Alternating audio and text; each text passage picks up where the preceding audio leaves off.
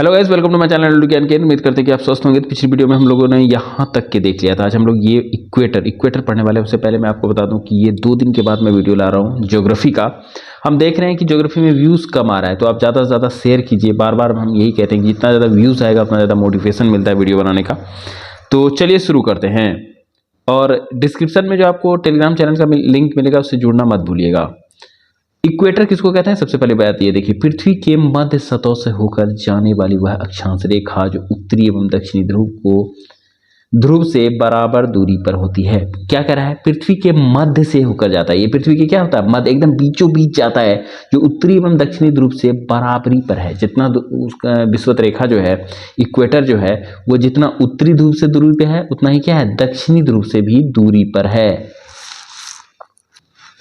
तो बेसिकली हम लोग पढ़ किसको रहे हैं? देखिए, जैसे ये आप ऐसे पृथ्वी ले लीजिए, इसको पढ़ रहे हैं, इसको ये है हमारा, ये जो लाइन है ना, इसी को इक्वेटर या विषुवतीय रेखा कहते हैं, विषुवत रेखा कहते हैं। और ये जो कह रहा है कि उत्तरी ध्रुव, ये वाला उत्तरी ध्रुव, ये वाला दक्षिणी ध्रुव, इससे समान दूरी पे है। जितना दूरी यहाँ से इतना, जितना दूरी में आप यहाँ से यहाँ पहुंचेंगे उतना ही दूरी में यहाँ से यहाँ पहुंचेंगे। दोनों उत्तरी ध्रुव और दक्षिणी ध्रुव से इसका दूरी क्या है? समान है। यह शून्य अंश के अक्षांश रेखा है। ये शून्य अंश का अक्षांश रेखा है। इसका यहाँ पे इसका कितना वैल्यू है? 0 डिग्री है। इसको शून्य मानते हैं। इससे ऊपर जाएंगे तो बढ़ेगा, इससे नीचे जाएंगे तो बढ़ेगा। शून्य अक्षांश रेखा है।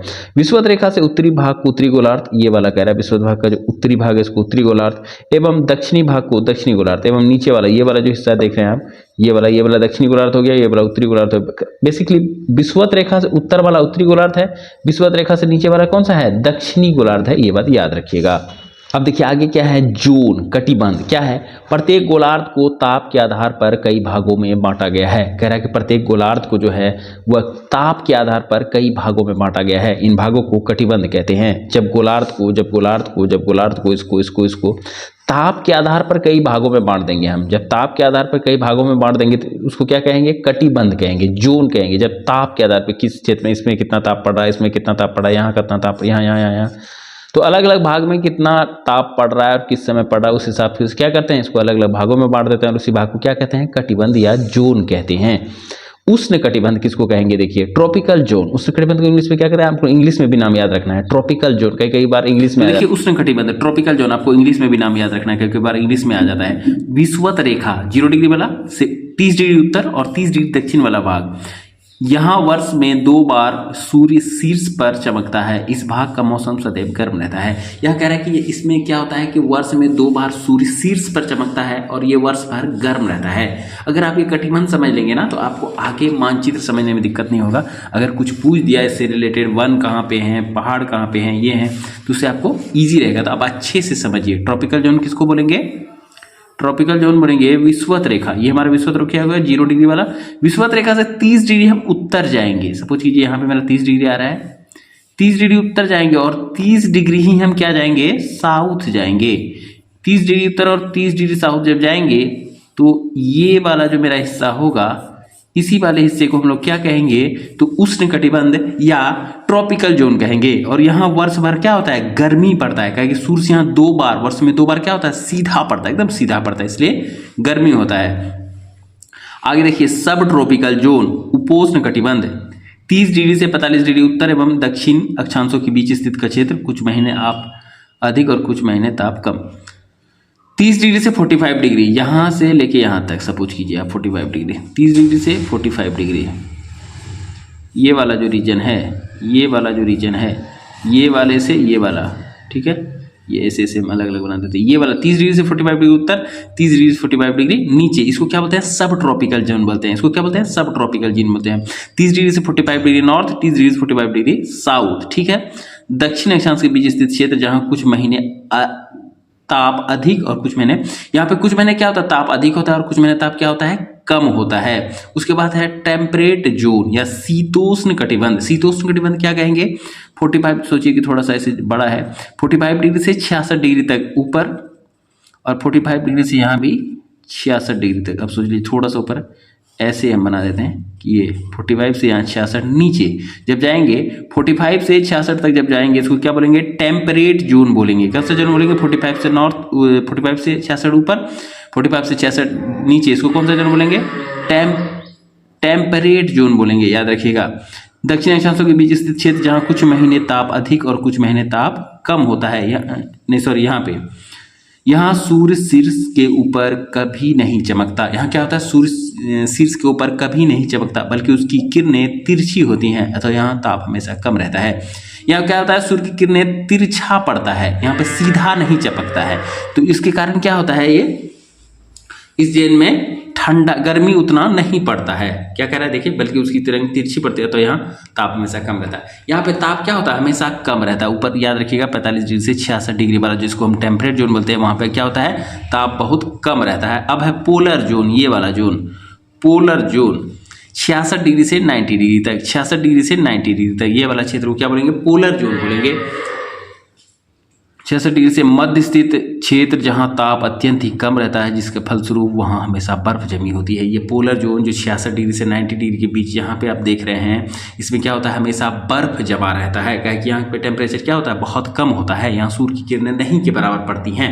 तो ये जो चारों जोन था, इसको आप आराम से कॉपी में लिखिए, बार बार दिमाग में घुसाइए और आपके दिमाग में ये बैठ जाना चाहिए। तभी जोन से रिलेटेड अगर कुछ क्वेश्चन आ जाता है फिजिकल ज्योग्राफी में तो आराम से बना पाइएगा। अब देखिए कुछ इंपॉर्टेंट पॉइंट है जो हम आपको बता देते हैं। जैसा पहले है अक्ष, अक्ष किसको बोलेंगे, उत्तरी ध्रुव और दक्षिणी ध्रुव को मिलाने वाली काल्पनिक रेखा को पृथ्वी घुमा करती है। ये अक्ष क्या है, उत्तरी ध्रुव और दक्षिणी ध्रुव, ये उत्तरी ध्रुव और दक्षिणी ध्रुव को मिलाने वाली काल्पनिक रेखा को अक्ष कहते हैं। काल्पनिक रेखा से क्या मतलब है, काल्पनिक रेखा से मतलब है कि ये रियल में कहीं एग्जिस्ट नहीं करता है, लेकिन ऐसा अनुमान लगाया जाता है कि ये एक रेखा है जिसके अनुदिश पृथ्वी क्या हो रहा है, घूम रही है। दूसरा है ध्रुव, पृथ्वी पर वे दो बिंदु जिससे होकर काल्पनिक रेखा गुजरती है। ये वाला ध्रुव, ये वाला ध्रुव जिससे होकर क्या हो रहा है, काल्पनिक रेखा गुजर रहा है और पृथ्वी क्या रहा है, इसके चारों ओर मतलब इसके अनुदिश घूम रहा है। अगला है अक्षांश, किसी स्थान की विषुवतीय वृत्त से उत्तर या दक्षिण की कोणीय दूरी अक्षांश, ये वृत्त हो गया। अक्षांश क्या कहेंगे, विषुवत रेखा, ये विषुवत रेखा हो गया। किसी स्थान से विषुवत वृत्त से, किसी स्थान की विषुवत वृत्त से ये वाला दूरी, यहाँ से ये वाला दूरी उत्तर की ओर या दक्षिण की ओर, इसी को क्या कहेंगे, अक्षांश कहेंगे। बेसिकली अक्षांश हम लोग क्या किसको कहते हैं, आपको बताए थे, ये लेटा वाला जो रेखा रहता है इसको लेटीट्यूड या अक्षांश कहते हैं। उसके बाद अक्षांश वृत्त किसको कहेंगे, आप ऐसे कल्पना कीजिए कि ये क्या है, ऐसे कल्पना कीजिए कि एक मैप है और जब ये गोल है ऐसे से घूमेगा तो चारों तरफ घूम जाएगा कि नहीं, ऐसे करके ऐसे कैसे बेसिकली समझिए, चारों ओर घूमेगा तो एक वृत्त बन जाएगा कि नहीं। इसी को हम लोग क्या बोलेंगे, इसी को अक्षांश वृत्त बोलेंगे। आगे देशांतर है, देशांतर किसको कहते हैं, आपको पता है कि किसी स्थान की प्रधान मध्याह्न रेखा से पूर्व और पश्चिम की कोणीय दूरी, ये वाला पूर्व और पश्चिम की कोणीय दूरी, ये वाला यहाँ पे भी है, यहाँ पे भी है, तो इसको क्या बोलेंगे, ये वाला जो है ये वाला देशांतर है। बेसिकली जो खड़ा है उसको लॉन्गिट्यूड या फिर देशांतर रेखा बोलते हैं। आगे क्या कह रहा है, देशांतर रेखा है, आप समझ गए, इसी को देशांतर रेखा कहते हैं। स्थानीय समय, स्थानीय समय देखिए क्या है, किसी स्थान के मध्याह्न सूर्य से निर्धारित किया गया समय, मध्याह्न सूर्य से निर्धारित किया गया समय को क्या बोलते हैं, स्थानीय समय बोलते हैं। यानी किसी स्थान पर जब सूर्य अक्षांश में सबसे अधिक ऊंचाई पर होता है तो दिन के 12 बजते हैं, इस समय को वहाँ का स्थानीय समय कहते हैं। क्या कह रहा है यहाँ, यानी किसी स्थान पर जब सूर्य आकाश में सबसे अधिक ऊंचाई पर होता है, जब किसी भी स्थान पर सूर्य सबसे अधिक ऊंचाई पर होता है तो उस समय कितना बजता है, वहाँ पर 12 बजता है, और इसी को क्या कहते हैं, मध्याह्न समय कहते हैं।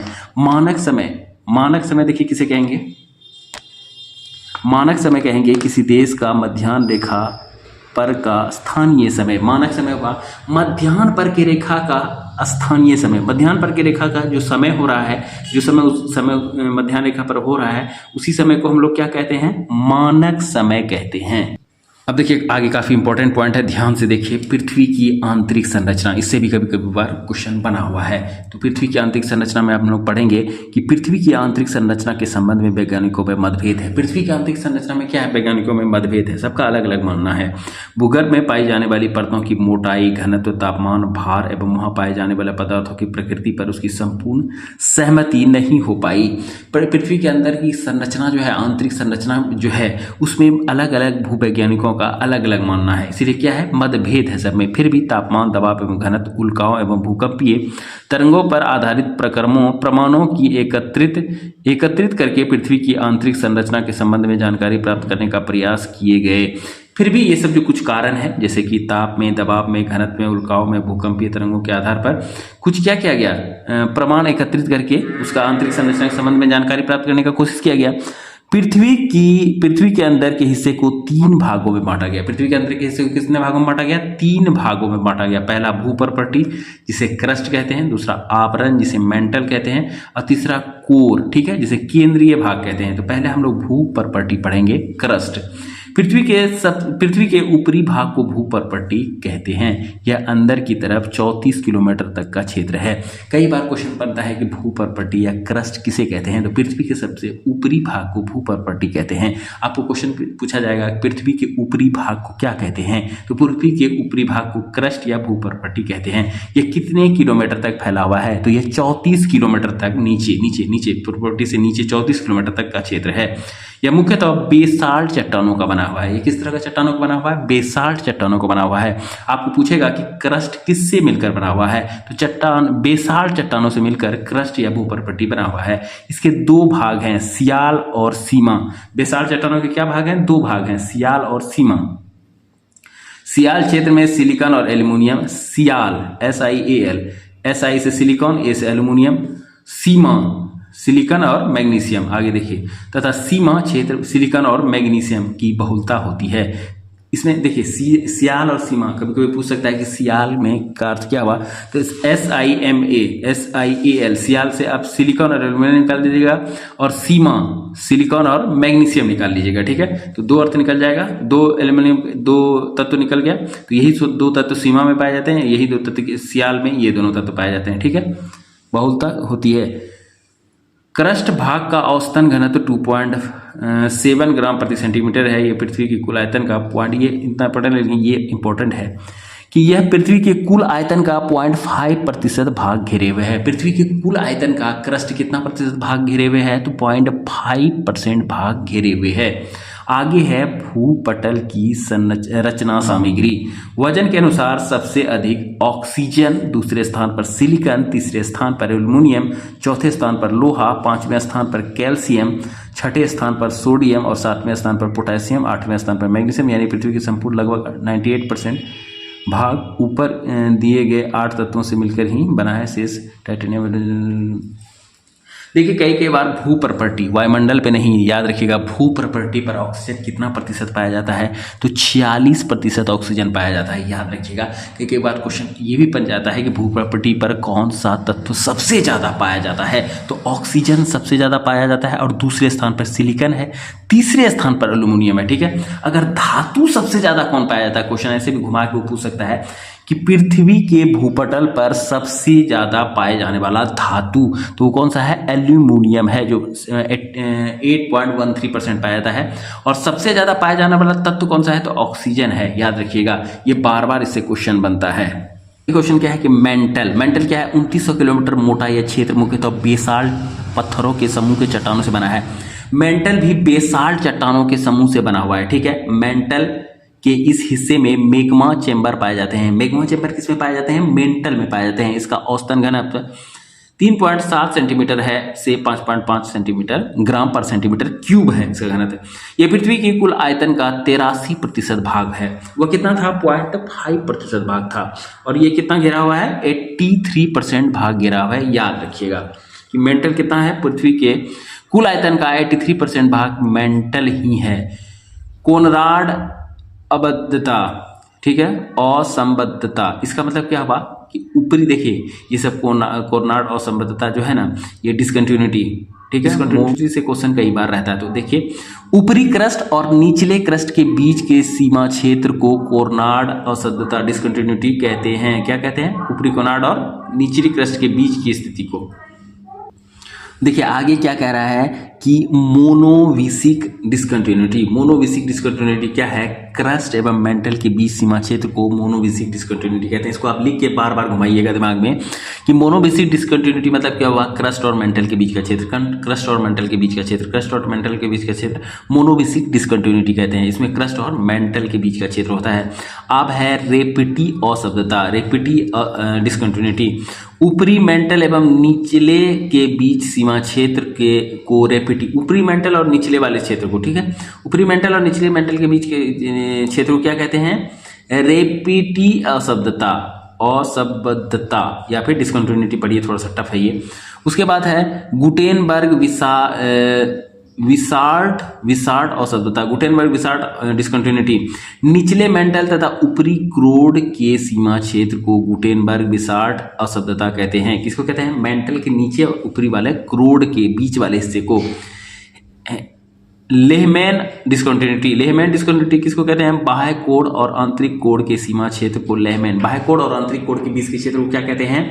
लेहमैन अशुद्धता डिस्कंटिन्यूटी कहते हैं। तो ये डिस्कंटिन्यूटी वाला कई बार पूछता है, तो आप ध्यान में रखिएगा। एक दो बार आप देखेंगे तो आपको ध्यान में आ जाएगा। ऊपरी भाग निचली भाग को क्या कहते हैं? दो, जब मेंटल और कोर के बीच में रहता है तब क्या कहेंगे? उसके बाद मेंटल और क्रस्ट के बीच में रहेगा तो क्या कहेंगे? ये सब देखिएगा। अगला है केंद्रीय भाग, जिसको कोर कहते हैं। पृथ्वी का केंद्रीय भाग कोर निकेल और फेरस से बना हुआ है। ये कोर के बारे में कई बार पूछता है कि पृथ्वी का कोर किससे बना हुआ है? तो नीफे से बना हुआ है, निकेल और फेरस से बना हुआ है, याद रखिएगा। इसका औसतन घनत्व 13 ग्राम प्रति सेंटीमीटर क्यूब है। इसका औसतन घनत्व कितना है? 13 ग्राम प्रति सेंटीमीटर क्यूब है। पृथ्वी का केंद्रीय भाग संभवतः द्रव अवस्था या प्लास्टिक अवस्था में था। पृथ्वी का जो केंद्रीय भाग है ना, वो या तो द्रव अवस्था में था या प्लास्टिक अवस्था में था, ठीक है। यह पृथ्वी के कुल आयतन का 16% है। पृथ्वी के कुल आयतन का ये कितना है? मात्र 16% है। तो आप ध्यान में रखिएगा कि पृथ्वी का जो ये आंतरिक संरचना है उसमें सबसे ज्यादा भाग किसका है? तो मेंटल का। अगर पूछ दे पृथ्वी की आंतरिक संरचना में सबसे पाए जाने वाला भाग कौन सा है? तो मेंटल है। उसके बाद कोर है, उसके बाद पहला वाला है क्रस्ट। पृथ्वी के औसतन घनत्व का 5.5 ग्राम प्रति सेंटीमीटर क्यूब है। औसतन त्रिज्या लगभग इतना है। औसतन घनत्व इतना है, पृथ्वी का औसतन घनत्व इतना है, और औसतन त्रिज्या कितना है? 6370 किलोमीटर। ये कई बार पूछा है कि पृथ्वी का औसतन त्रिज्या कितना है? 6370 किलोमीटर। पृथ्वी के नीचे जाने पर प्रति 32 किलोमीटर की गहराई पर तापमान 1 सेंटीग्रेड बढ़ता है। पृथ्वी के नीचे आप कितना जाएंगे कि तापमान 1 सेंटीग्रेड बढ़ जाएगा? तो 32 मीटर जब आप नीचे जाएंगे तो तापमान 1 डिग्री सेंटीग्रेड आपको क्या होगा? बढ़ा हुआ दिखाई देगा। पृथ्वी की स्थलीय क्षेत्र का सबसे नीचा क्षेत्र जॉर्डन में मृत सागर के आसपास का क्षेत्र है। पृथ्वी के स्थलीय क्षेत्र पर सबसे नीचे क्षेत्र, स्थलीय क्षेत्र नहीं, समुद्री क्षेत्र नहीं बोल रहा है, स्थलीय क्षेत्र। समुद्री क्षेत्र तो मेरे यहाँ ट्रंच हो जाएगा। स्थलीय क्षेत्र का बात हो रहा है। पृथ्वी के स्थलीय क्षेत्र पर सबसे नीचा क्षेत्र जॉर्डन में मृत सागर के आसपास का क्षेत्र है। जॉर्डन में मृत सागर के आसपास का क्षेत्र क्या है? पृथ्वी के स्थलीय का सबसे नीचा क्षेत्र। यह समुद्र तल से लगभग 400 मीटर नीचे है। ये समुद्र तल से भी 400 मीटर नीचे है। सोच लीजिए कहां पे है? जॉर्डन में मृत सागर के पास है। सबसे पहले पाइथागोरस ने बताया कि पृथ्वी गोल है। आप क्वेश्चन पूछेगा कि सबसे पहले किसने बताया कि पृथ्वी गोल है? तो पाइथागोरस ने बताया। क्वेश्चन रहेगा पाइथागोरस ने क्या कहा था? पाइथागोरस ने कहा था कि पृथ्वी गोल है, यह आकाश में स्वतंत्र रूप से लटकी हुई है। पाइथागोरस ने कहा था कि आकाश में स्वतंत्र रूप से लटकी हुई है। सर आइजैक न्यूटन ने साबित किया कि पृथ्वी नारंगी के समान है। आपसे क्वेश्चन बनेगा कि किसने यह साबित किया था कि पृथ्वी नारंगी के समान है? तो आपको आंसर देना है कि आइजैक न्यूटन ने यह साबित किया था कि पृथ्वी नारंगी के समान है। उन्हीं का वचन था ये। जेम्स जीन ने इसे नारंगी के बजाय नाशपाती के समान बताया था। आपसे क्वेश्चन पूछा जाएगा कि किसने पृथ्वी को नारंगी के बजाय नाशपाती के रूप में बताया था? किसने कहा था कि पृथ्वी नाशपाती के रूप में है? तो वो बताए थे हमारे कौन? जेम्स जीन्स जी ने। जेम्स जी ने बताया था कि पृथ्वी नाशपाती के रूप में था। वही नारंगी की बात करेंगे तो सर आइजैक न्यूटन होगा। ये सब चीज स्टैटिक जीके का पार्ट है, आप आराम से बैठाइए मन में, इससे क्वेश्चन बनता है। आगे जो बहुत इंपॉर्टेंट पार्ट है वो पृथ्वी की बाह्य सतह को मुख्यतः 4 भागों में बांटा गया है। पृथ्वी के बाह्य सतह को कितने भागों में बांटा गया है? 4 भागों में। ये अंतरिक्ष सतह था, अब ये बाहरी सतह है। Lithosphere hydrosphere, atmosphere, biosphere. जो पृथ्वी का बाह्य सतह है ना, उसको 4 भागों में बांटा गया। कौन से भागों में? लिथोस्फीयर स्थलमंडल, हाइड्रोस्फीयर जलमंडल, एटमॉस्फेयर वायुमंडल और बायोस्फीयर जैव मंडल। ये चारों मंडल के बारे में ध्यान से हम लोग कल पढ़ेंगे। मन में आप बैठाते चलिए, इस तरह से ज्योग्राफी में आपको अच्छा खासा नंबर आ जाएगा। तो उम्मीद करते हैं कि ये वीडियो आपको पसंद आया होगा। अगर वीडियो पसंद आया तो लाइक कीजिए, चैनल पे नए हैं तो भाई के चैनल को सब्सक्राइब करना मत भूलिएगा। मिलते हैं नेक्स्ट वीडियो में, तब तक अपना अपने परिवार का ख्याल रखिए। जय हिंद।